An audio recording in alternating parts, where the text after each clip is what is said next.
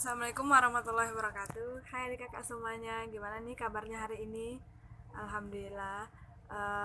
Semoga kita selalu dalam lindungan yang maha kuasa, selalu sehat, dan jangan lupa untuk selalu jaga kesehatannya. Semangat terus dalam belajar. Baiklah, hari ini kita akan melanjutkan pembelajaran kita minggu lalu, yaitu mengenai struktur dan fungsi tubuh tumbuhan. Tentang daun, di mana fungsi daun itu terbagi menjadi 7. Yang pertama itu tempat terjadinya fotosintesis, di mana kita tahu daun itu adalah tempat terjadinya fotosintesis karena di daun itu terdapat yang klorofil. Terus yang kedua, mengatur penguapan air. Yang ketiga, memberikan perlindungan kepada jaringan halus yang dikurungnya. Yang keempat, untuk melindungi tubuh tumbuhan dari gangguan hewan. Yang kelima, berfungsi untuk menyimpan cadangan makanan itu untuk tumbuhan tertentu. Selanjutnya, pada tumbuhan tertentu berfungsi untuk menghancurkan serangga. Dan yang terakhir yaitu serta pernapasan tumbuhan. Yang bagian kedua, bagian-bagian daun, di mana terdapat 3 bagian daun, yaitu helaian daun, tangkai daun, dan pelepah daun.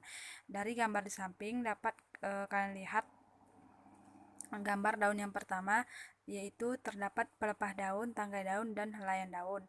Dan gambar kedua hanya terdapat tangkai daun dan juga helaian daun. Selanjutnya, yang ketiga, struktur daun.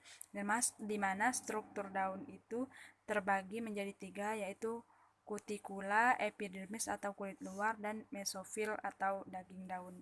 Di mana kutikula itu berfungsi untuk mencegah terjadinya penguapan air dari dalam daun. Di mana kutikula itu dapat kalian lihat pada gambar di samping, yaitu lapisan paling luar pada daun. Selanjutnya, epidermis. Epidermis itu berfungsi sebagai jaringan pelindung. Pada gambar di samping juga terdapat keterangan dari epidermis, yaitu epidermis bawah. Dapat kalian lihat pada gambar di samping. Selanjutnya yaitu mesofil atau daging daun. Di mana mesofil ini berfungsi sebagai tempat terjadinya fotosintesis.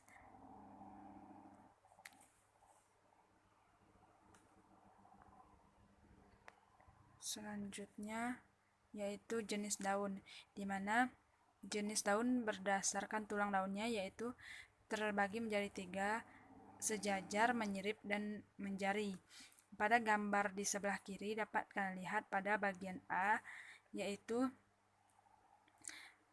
sejajar, yang B menyirip, dan yang C itu menjari. Pada gambar daun ini telah banyak kalian temukan pada kehidupan sehari-hari. Selanjutnya yaitu jenis daun berdasarkan tangkai daunnya terbagi menjadi daun tunggal dan daun majemuk. Nah, untuk lebih jelasnya dapat kalian simak gambar di bawah di bagian kanan, di mana daun tunggal itu adalah daun A, B, dan C, sedangkan daun majemuk yaitu D dan E.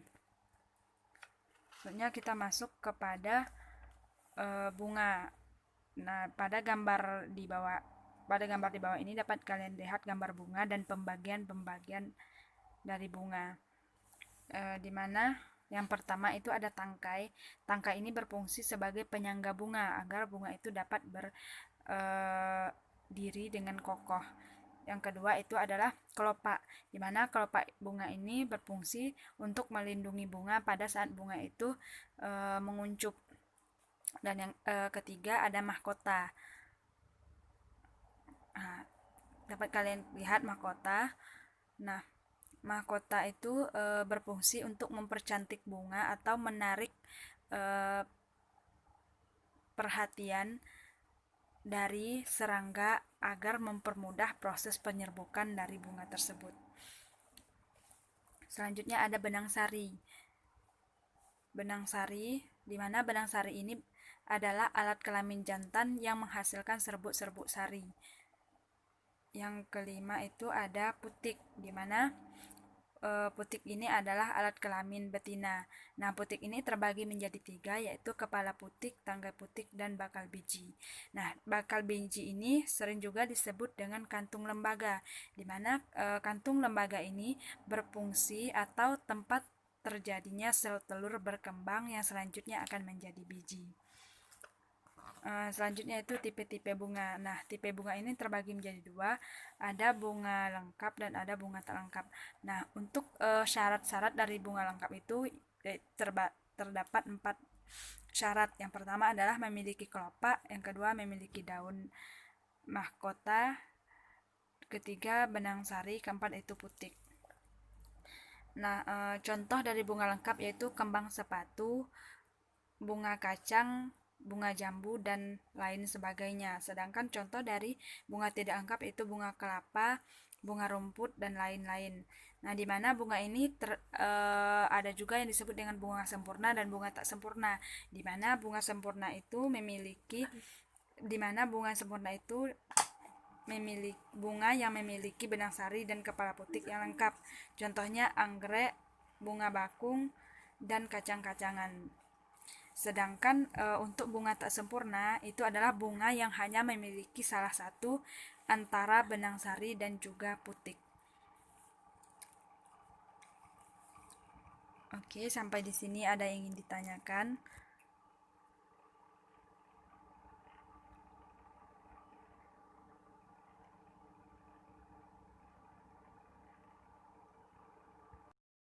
Nah, setelah penjelasan yang telah kakak berikan tadi, jika ada yang ingin ditanyakan, silahkan tanyakan di kolom komentar.